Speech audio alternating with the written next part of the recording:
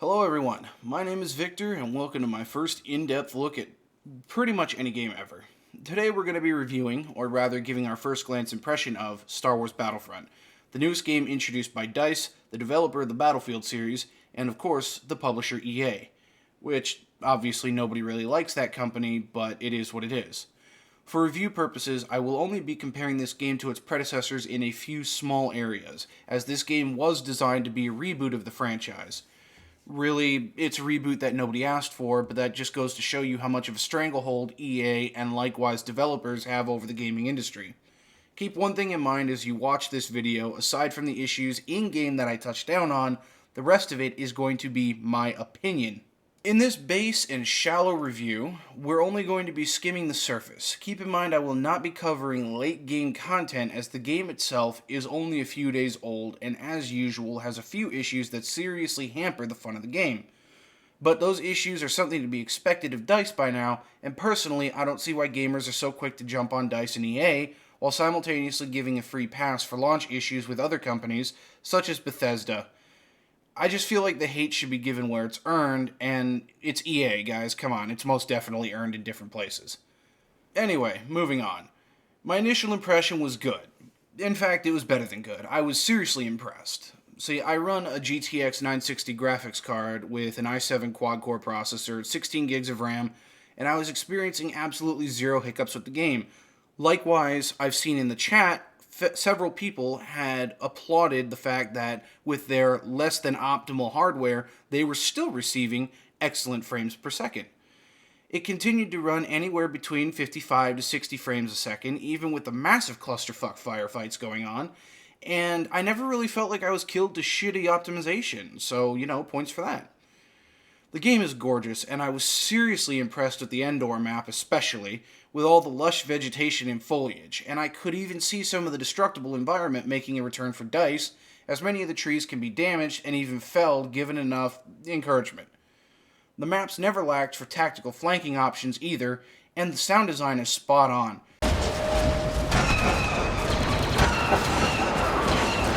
Enemies ahead.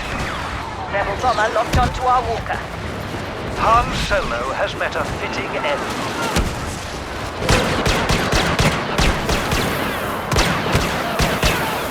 Rebel ships on them. The blaster shots and explosions feel authentic, and the roar of TIE fighters strafing overhead was, and still is, an absolute joy to hear while in the midst of an intense firefight.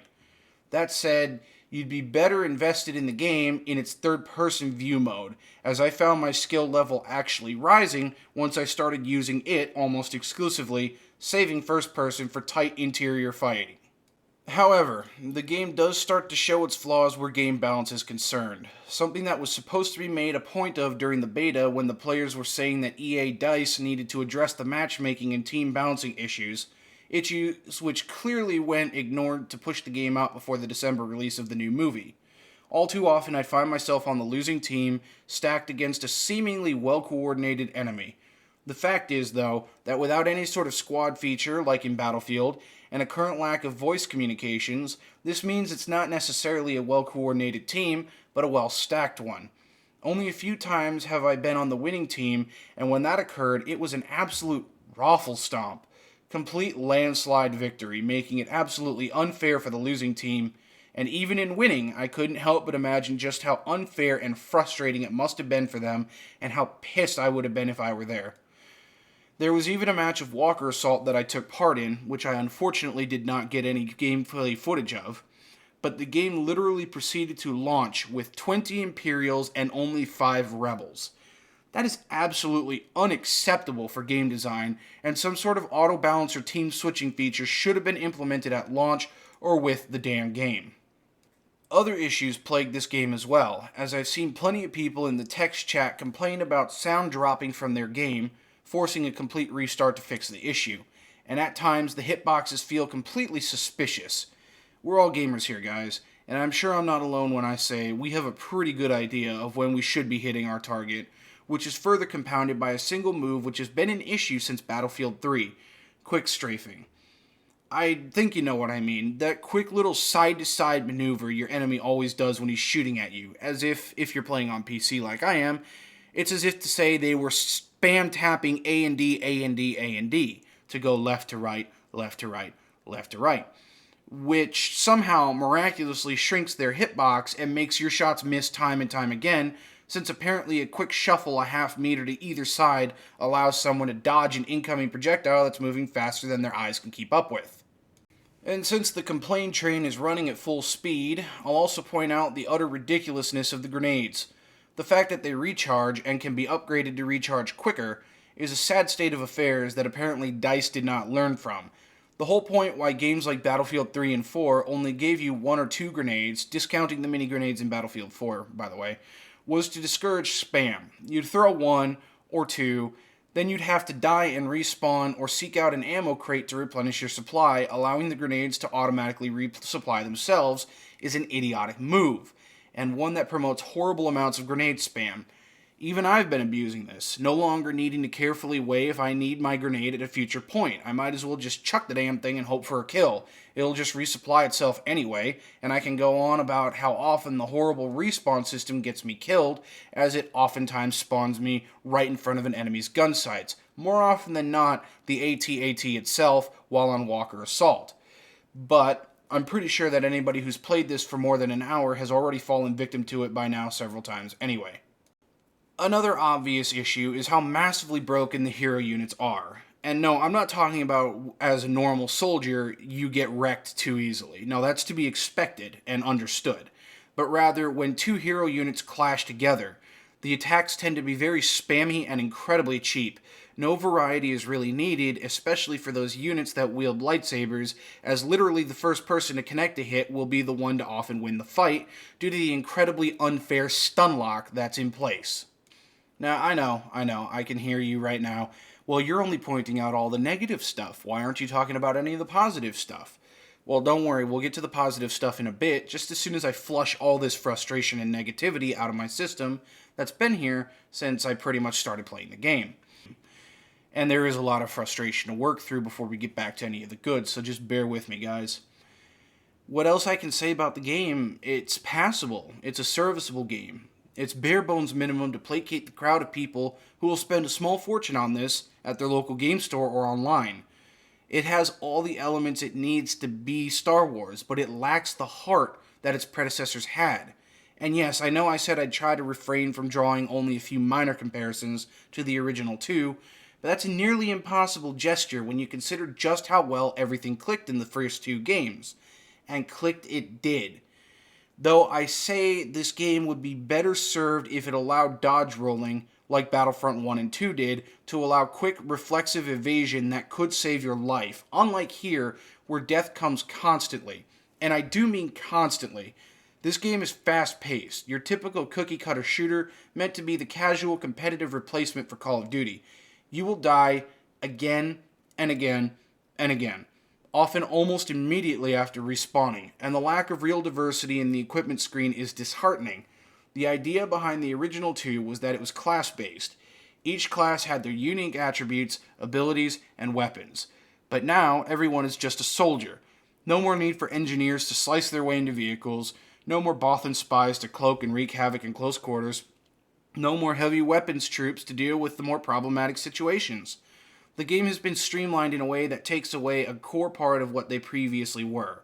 It slims it down and shits it out. Just another rooty-tooty point-and-shooty modern FPS that this market seems to be clamoring for.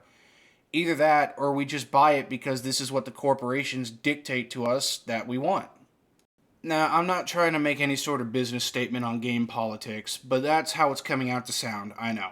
Perhaps I'm just tired of how samey and safe the games have become. As it stands, this game feels virtually indistinguishable from any of the others that I have the choice of picking, and I had hoped that it would be better than this, but by no stretch of the imagination am I saying it's a bad game, just that it fails to live up to its potential. I still occasionally play Battlefront 2, and I love every second of it, but this, I can't really seem to get over just how much it feels like I'm playing Battlefield 4. This is the standard now, guys. This is what the industry thinks we want, and we really give them no reason to think otherwise. That all said, now let's turn our gaze over to the DLC. I really have nothing to say about it that shouldn't already be going through your mind. It's absolutely, completely, 100% insane how they think downloadable content is worth almost the same price as the fucking game itself. Do you remember how DLC used to be a means of extending your game rather than a means of paying twice for the same fucking game? Because I sure do. It's unacceptable that they want to charge $50 for content that very likely should have or would have been in the game to begin with. In fact, really, the more that I think about it, the more I realize just how shallow of an experience this game is. Corners were definitely cut in content everywhere, likely snipped off to be repackaged and sold at an exorbitant rate. The long and short of all that whining right there is that now that I've stopped myself from ranting about it, is that this game is really only a fraction of what it should have been. We, and especially I, held out hopes that maybe, just maybe, EA would actually remain faithful to something for once.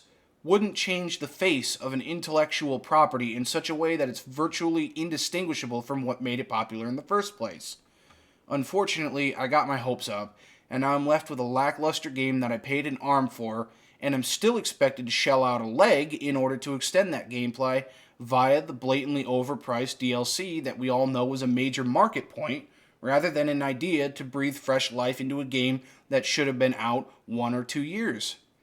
Okay, and now I'm going to dive into the aesthetic features and points about the universe of Star Wars that have been mangled to a point where it loses something that made it what it was. Something puzzling and just absolutely asinine to me is how the Rebels can't play as anything more than humans until you hit level 40 to 45. This is a completely arbitrary and dumb level cap to expect to see some diversity in characters on the battlefield, as all species have a common interest in bringing down the Empire for many various reasons. The flip side of that coin is the inexplicable reason why women are suddenly allowed on the Imperial side. Now, to be 100% clear, I by no means imply that gender diversity is a bad thing. But a key factor of what made the Empire so loathsome and evil was its blatant sexism and racism.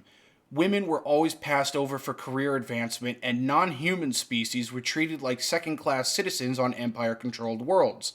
It was part of the universe, an unescapable fact that made the fight of the rebels all the more heroic against the monolithic giant. The alien species, and women for that matter, had more of a dog in the fight on the side of the rebels than they would on the side of the Imperials. The sudden and jarring fact that women are allowed as frontline soldiers makes little to no sense within the universe that had previously been built, but I suppose we can just chalk that up to Disney's ruination of the franchise as a whole. Anyway, that's enough of my ranting on about the little things that irritated me. The aesthetic features, such as the lack of alien races and the inclusion of female Imperial soldiers, are just minor nitpicks on my end that do not affect the core gameplay at all. So the bottom line is, if you like playing your average and, personally, I think, bland shooter, but with lasers and spot-on sound design, then this game is for you. But if you've been sitting on the fence about it for a while, considering if it would be worth the $60 investment, or $120 investment, depending if you want to get the season pass, I say absolutely save your money and wait for the game to drop in price, or buy the original 2 Battlefront games and experience the classic nostalgia. Thanks for listening to me rant and make my points. Hopefully my next video will be a bit more cheerful. Have a great one, guys.